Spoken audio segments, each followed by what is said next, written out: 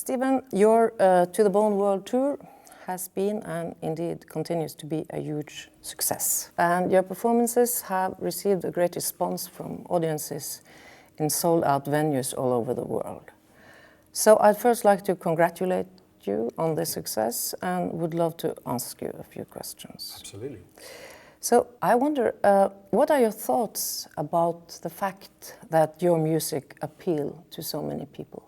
I mean, obviously, you know, one of the things that's most gratifying if you make music is to see a very wide spectrum in your audience, that in your demographic. And one of the things I love most about what I do is I do see that. So I see young people, I see older people, I see families, where the kids have introduced the parents have introduced the kids to the music. I see a lot more women now, which is fantastic, of course, too. And I think in some ways that's the greatest compliment of all to me, to my music, is to say that it somehow exists outside of any generic pigeonholing, if you understand what I mean. And I think you kind of understand that when you see that reflected back at you in your audience. It's not just metal guys, it's not just progressive rock guys, it's not just this or that. And these days I look out at the audience and I see this very eclectic kind of mixture of people that just respond in a very positive way and engage with the music in a very deep way. And I'm really, really proud of that. And I think that's something that takes almost a career to achieve that. It's not something you just achieve overnight. It's almost something you achieve making music over a longer period of time. And it kind of reaches all these different corners and all these different people. So yes, that's something actually one of the things I'm most proud of about my career is that it has transcended, if you like, this idea of just appealing to a narrow demographic in the listening audience. I can understand that very well, because I grew up in a small town. And we all went to the same school, like unsorted. And also when you see that kind of unsortedness in the audience, it's really a great thing. That's a great way of putting it, unsortedness, yeah. Yeah, I think so. Is it sometimes when you look out to the audience or at the queue waiting to get in, that you're thinking, how can these people know that I have something for them? Because they might look very different from yourself. Yeah, I mean, it's very easy, isn't it? I do that all the time. Sometimes I look out at the audience and I see the guys with the tattoos and the Pantera Metallica t-shirts, and I'm just about to do a real pop number, and I'm thinking to myself, these guys are going to hate that, and then I see them all dancing. And I think and I think back to myself as a young 12, 13-year-old kid, and I was listening to stuff like Iron Maiden and the young metal. But I was also I was loving ABBA and Frank Sinatra and Miles Davis records, and going down to my local library and taking out very experimental classical music. And to me, it was all magical. It was all magical, the magic of music. And it's sometimes easy to forget that it's, of course, that's something that's just as possible in anyone, and just because you wear a metal t-shirt or you look like a metal guy doesn't mean you're not very open to all sorts of other kinds of music too. But yes, I think it's very easy to make those kind of judgments. I think anyone that comes along to my shows these days knows that there's going to be a bit of everything. There's going to be a bit of metal, a bit of jazz, a bit of pop, a bit of ambient, a bit of electronic music. But they all kind of respond to it, and that's amazing.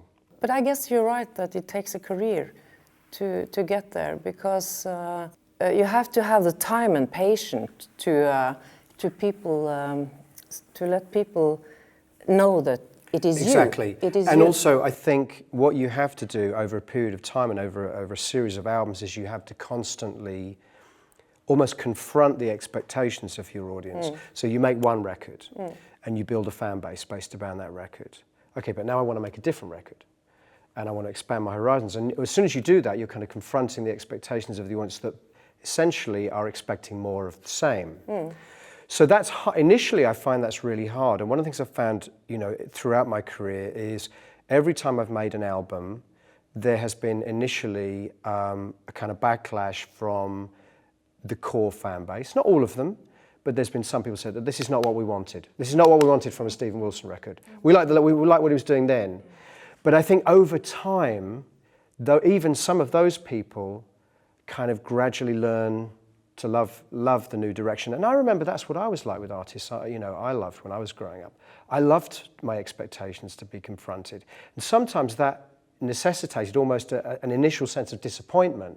Oh, this is not, it's not what I wanted. But then you grow, you begin to decode what it is that the artist has done, and sometimes you can love it just as much, if not more. And I think that's why it takes a series of albums to understand all of the different aspects of someone's musical personality. I read in an interview with you that you feel that female artists are better to ignore musical I do senses. think that. I do think that. Yeah. I don't know why, but I think there's something about the way female artists approach music that has a lot less obsession with genre. I think male artists tend to, at least in the beginning of their careers, identify very much with a particular genre. Now, whether we're going to play post-rock, or we're going to play hip-hop, or we're going to play metal. It's identification. I think so. Maybe it's that sort of gang mentality. But then I think of the great female artists, and very often even their first record is almost impossible to categorize. You think of people like Björk or Kate Bush or Sinead O'Connor, traditionally, the great icons from the 70s and 80s. But even to this day, I hear a lot of female artists, and it's very hard. It's like, usually if you listen to a first record by a male artist from a male band, you can tell their influences. It's those three, yeah, or that band. With a female, sometimes it's a lot more difficult to hear, which is why so many female artists just end up getting compared to Kate Bush and Björk. It's almost like a knee-jerk reaction from the media. And I think, but what they're saying is, it's equally difficult to categorize, because those artists were very hard to categorize. And I think they're saying, okay, it's very hard to categorize that music. I don't know why that should be, but certainly I find listening to female artists, sometimes it's a lot more difficult to pinpoint where they're coming from, and I think that's fascinating, personally. Yeah. And I think also it's fascinating, this need we have naming things, categorizing things. Well, that's certainly, I mean, the whole industry is basically the foundation of the industry is based on being able to market to a particular demographic. And again, that's one of the problems with being someone that exists outside of that kind of easy categorization, is it does take years sometimes to find your audience, because you're not kind of fitting easily into an existing demographic. It's taken me 30 years of making records to find my audience, and I'm still finding new people, or they're finding me, because I've never been particularly, my music has never been particularly easy or friendly to mainstream pop culture, and it continues to exist pretty much outside of that. So how do you build an audience? Well, you build an audience over years and years, and it becomes more about word of mouth, friends recommending it to other people that they know, and it takes a long time. But once you've reached that point, your audience it's not a fickle audience. They tend to go with, I think there are people that have been listening to my music for years, and they don't always like everything I do, but they're prepared to stick with me. So I've kind of earned their... They keep being interested. Yeah, I've earned their respect by being someone that is going to change and evolve, and not always in the way they would like, but they're still prepared to listen, and that's amazing. How do you work with your music when you make music? Where do you from where do you start? That's the impossible question to answer. It's one of those things. When people, maybe you find this too, when people ask you, "Is a song autobiographical?" And it's kind of like, well, of course, every song you ever write is, in some senses, is autobiographical, because you have to draw on, sort of human experience and understanding. But I always feel like every song is like a little bit of me, a little bit of my friends, a little bit of what I've seen in the news. Yes, but I wonder when you start, like, you want to write. Do you mean the musical side or the lyrical side, or both? I mean, actually, I mean both. Like when I write, I always write the lyrics first. Okay. Because that's the other way around is really hard for me. So and then the music. So I just wonder, where do you start a song? Is it do you sometimes get at the same time the lyrics and the tune and the? I find it hard to write the music if I have a set of lyrics that's very much exactly the way I want them to be. I find it very hard then to retroactively fit the music to the lyrics. I mean, sometimes I'll have a title or a theme or an idea. I might have a few fragments of lyrics, but I find that they kind of work like that. So I have a little bit of a lyric, then I get the music going, and then I work a little bit more on the lyrics. So there's a kind of symbiotic relationship between the way the lyrics and the music work together. Sometimes I just have a title. I don't even know what this song's going to be about, you know. I had this title on my last record, People Who Eat Darkness, which I stole from a book. I just thought, that's a great title. And I didn't know what it was going to be about, but in the end it ended up about being a song about living next door to a terrorist cell. I saw that, yeah. So, but I didn't necessarily know that, but I thought, People Who Eat Darkness, well, what could that be about? And then you start to imagine, well, who are the people that are they have this darkness inside them, but they present this rather sort of banal impression to the rest of the world. So it became about that, but I didn't necessarily know what that was about when I just had this title. But isn't that the thrilling part of making things? Because it's always some kind of finding out things, and you don't know it. I'm going to make an album about that. You just start somewhere. And yeah, which is why it's so hard to articulate the creative process to someone. I mean, it's one of the questions that you know, if songwriters, I'm sure you do, you get asked more and more than any other question is, how do you create music? And it's a very hard thing to articulate because I don't know. It's how do you, for me, the most terrifying thing of all is the blank page, the prospect of the blank page. How am I going to fill this blank page? And I'm constantly amazed that there are still things to be said, because every time I start a new record, my first feeling is there's nothing left for me to say. I've said it all. I'll never write another song. Thank you. Right? It's just, yeah, it's the but same. I think it's a universal. I think a lot of songwriters have that. You think there's nothing left to say. What? And you constantly surprise yourself that actually there is things. But if you ask me where it comes from or how I pulled it out of the air, I have no idea. No, but I didn't mean to ask you that. Yeah. It's how do you physically Right, work? the practical and you work side with of things. a guitar, I guess, and yeah. I work with everything. I can create a song from a drum loop, a sample, a texture, a piano, a guitar. I don't really have any set way of doing things.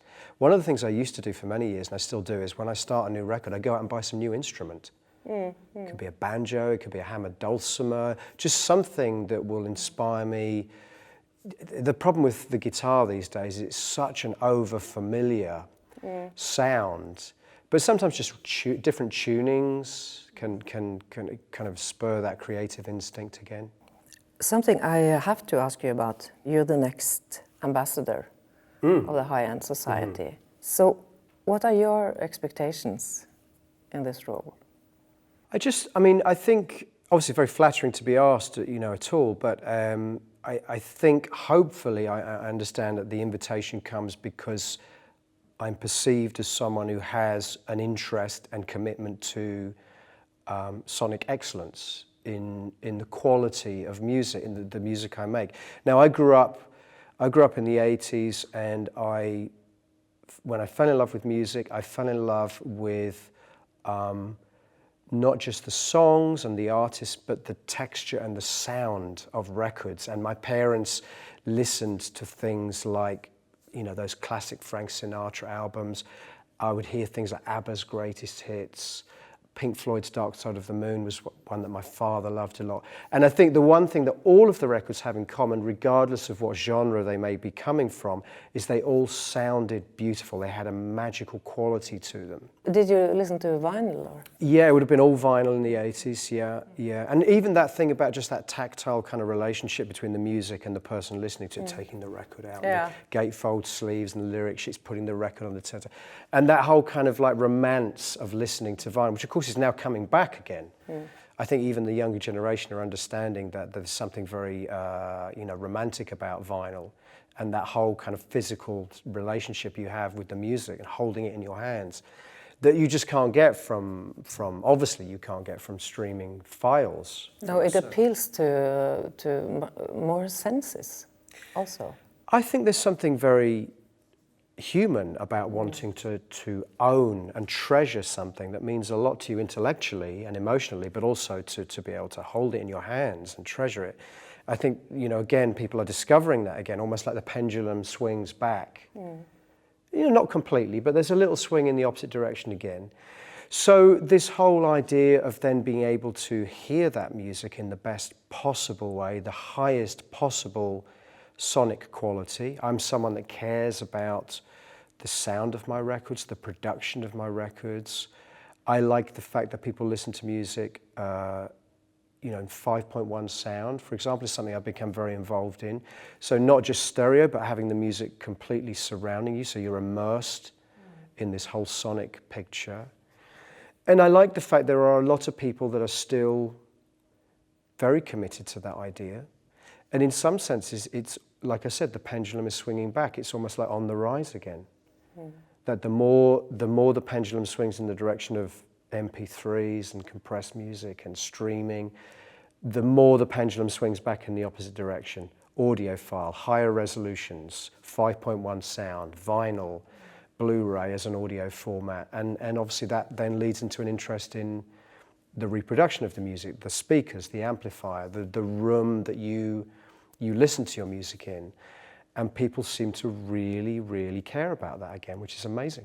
Streaming portals for music not only influence the way in which music is sold and marketed, but also the typical listening habits of consumers. Such developments also will have a huge impact on the audio industry.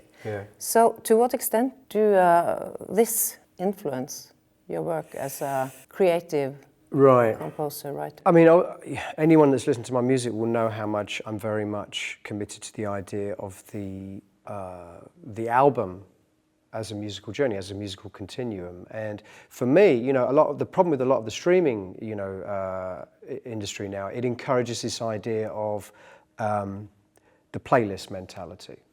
So you don't listen to an album from beginning to end anymore. You just make a playlist of songs. And to me, that's like saying to a guy that makes movies, no one's ever going to watch your movie again. They're just going to watch individual scenes. They're going to take a scene out of the middle of your movie and put it together with a load of scenes from other movies, which is ridiculous, right? It's absurd. But to me, that's the same thing. It's like I'm trying to create an album that is going to engage someone from beginning to end. It's going to take you on a journey. It's going to take you through different emotions, different textures, different musical styles, so that by the end of it, you feel like you've traveled somewhere. You've been on some kind of journey with the artist and who's kind of told you a story, not literally, although you can do that also with music, but musically told a story. So to me, the streaming playlist thing is kind of ugly. I have to embrace it because it's where we are now, but it's kind of an ugly way to listen to music for me personally. Yeah, and it doesn't have a big influence on how you are thinking about making your music, or? I don't. I mean, obviously, when I get to, like anybody, I get to the end of making a record, I'm very happy to sit down with the record company and the management and say, okay, that could be a song for the radio, or that could be a single, whatever.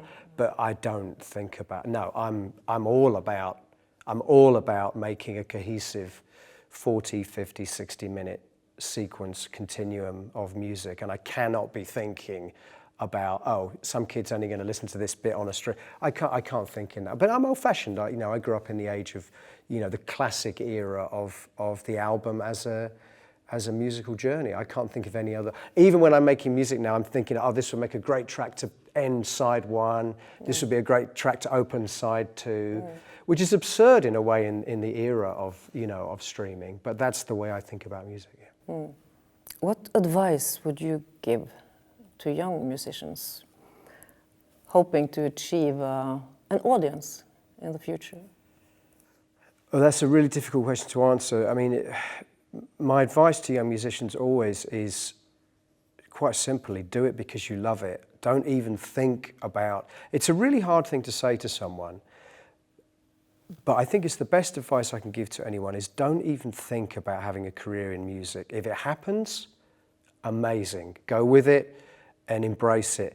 But do it because you love it. There's an issue that I think sometimes in order to have a career as a musician, this element of compromise begins to creep in. You know, what does the industry need from me in order that I can have a career in the music industry? And of course, very often that becomes the death of creativity. And we're in an industry now, music industry. There's more music being made than at any other time in history. Mm-hmm. There's too much music. I think most people would agree with me. There is too much music in the world, and in a way that's a nice thing. But that kind of reflects the fact that it's very easy now. If you've got a computer, you can go and buy a piece of software for $200, or whatever, and you can make music to a pretty high standard. And of course, everyone thinks their music is fantastic, because that's in the nature of the person that creates it. They think what they're doing is fantastic. But so much music now is just generic, and as there's already too much of that generic music in the world, it's like just throwing more noise out into the world. So my point would be, don't think about what you think people want from you. Find what is unique about your musical personality. And even if everyone else tells you it's not commercial, it's not viable, you're never going to make a career doing this quirky thing, I say go with it, because that ultimately is the thing that's going to make you stand out and give you the possibility of having a career. But I do think that it's harder than ever to have a career as a professional musician. So my advice is always do it because you love it. Don't think about the potential of an audience. And in a way that reflects my career, because it was only when I started being incredibly selfish about the music I made and not caring if anyone liked it, that the ironic thing started to happen. That after years of trying to find an audience and failing, the more selfish I was, suddenly people started to connect with it. And I think that was a really important lesson for me to learn. And of course, I'm really happy that that's the way my career turned out. Absolutely. Wise words.